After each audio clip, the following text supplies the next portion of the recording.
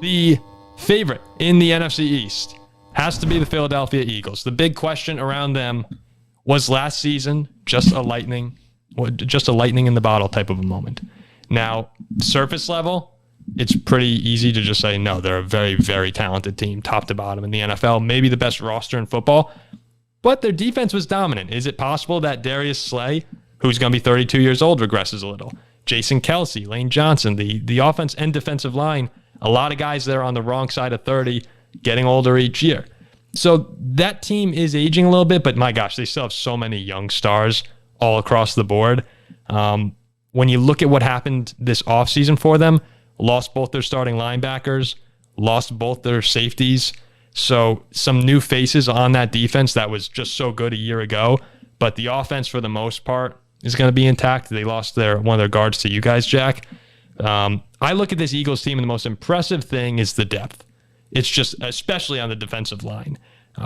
They could really have maybe even a top 20 defensive line in the league of just their second string players, a top 25. So I think that this team is definitely worthy of staying as the NFC East favorite, probably the NFC favorite for this season. But do you see any regression coming for Philly? Or major regression, I guess. I'm not going to say major, but it's hard to say I don't see any sort of regression coming. I mean, they were 14-2, and I surely didn't expect that. I know it's a talented roster, a talented team. Hurts took a sumo step. This team on both sides of the ball, all three sides of the ball, was incredible. So I do see a little bit of a regression. As you mentioned, they did lose 3 or 4 other defensive players from last year. But I think this is still the NFC East favorite by a mile.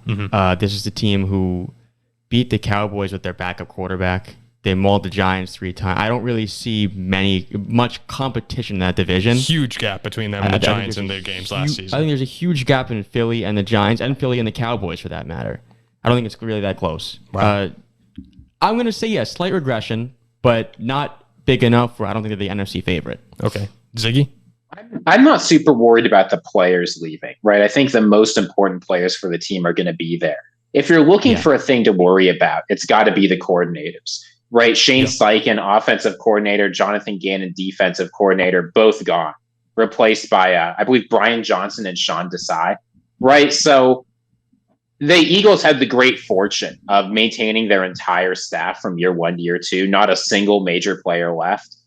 I'd expect them to start the year a lot more slowly than they did last year. Right? They were hot basically from day one last year. This year, you're going to have people on both sides of the ball new to calling plays, right? People who aren't familiar in these big time roles on game day. I think they're going to start out a little bit slower. Now, will that impact their playoff success? I don't think so. I agree that this is the best team in the NFC, but 14-2, given that you're going to have new play callers, I think that's a lofty goal for them. And it doesn't need to be, right? Like, if they win 12 games, they probably win the division. They're the 1 or the 2 seed, and they can go on another run. And what were they? Wait, last year, were they 14-3 last year, or were 13-4? Oh, it's a 14-2. I think they were 14-3. I can't remember the exact record. They were 14-3, but they lost the game to the Saints with Minshew as big home favorites. And then to the Giants at the end of the year. Did they? No, they won that they beat game? the Giants 3 times. Yeah, but they lost to the Commanders. That might have been it. Yeah, well, they were taking those end of season Jalen Hurts games off. No Jalen Hurts games off, right? Yeah. But 14-3, excellent record.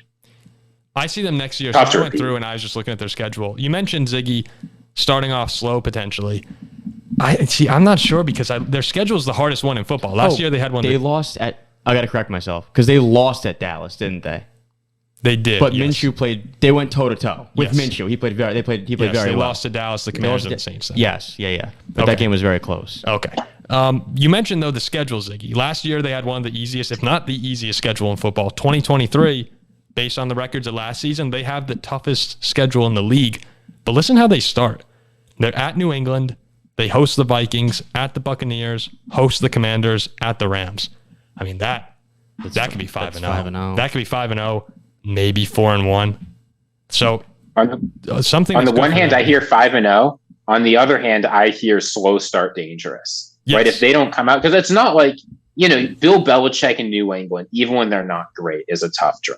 The Vikings keep finding ways to win games they're not supposed to. The Rams could be strong, right? So like there are teams there that maybe will present a challenge. Like you don't want to start slow through this team. The last couple of times Minnesota's gone to Philly, there's just other no than chance. 2018 when Linval Joseph had the pick six, have not really had good fortune in Philadelphia lately. Luck's got to break our way sometime. Like Ziggy said, though, this team, they have their superstars. Like they have Smith, they have AJ Brown, they have Jalen Hurts, they have one of the most locked down corners in football.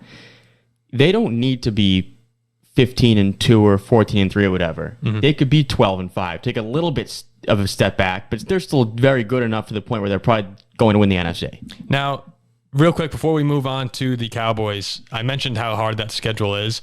Just take a listen. After that Rams game for them, it's Jets, Dolphins, I won't say home and away or whatever, but Jets, Dolphins, Commanders, Cowboys, Chiefs, Bills, 49ers, Cowboys, Seahawks.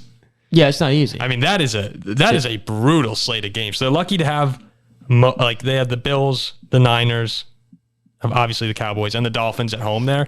So that's not bad. But, I mean, this schedule, you're right, Ziggy. If they get off to a slow start, for whatever reason, it could get a little interesting. I still think that they're going to be a team that's certainly capable of getting into the playoffs at a wild card. Let's pretend they get off to a slow start and Dallas wins the division.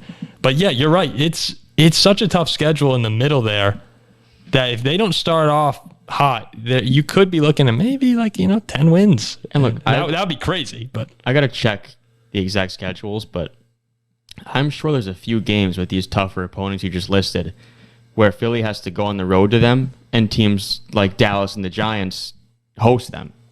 Yeah, they're at the Jets. They're at the Chiefs. Dallas hosts the Jets. They're at Seattle. Yeah, but I mean, it goes both ways. Like Dallas will have some tough road games too. Yeah, I guess that's true. But we'll see. We'll see. That's a great point about the early part of the schedule. They should be fine, but they slip up and go 2-3 for whatever reason, which we doubt. But there's some trap games there early. All right, top challenger, and the Vikings, of course, will take care of business on Thursday night. They'll be a 24.5-point dog. God, we're gonna get killed. Wait, it's Thursday night? Yeah. If it's Thursday night, it's over. No, we're gonna. I thought it might be a 1 p.m. Yeah, it's like okay, 1 p.m. maybe here it 1 comes p.m. in. you have a chance. 1 p.m. you have a chance. Thursday night, we're gonna lose 40-14. It'll be miserable. 40-10. Maybe worse.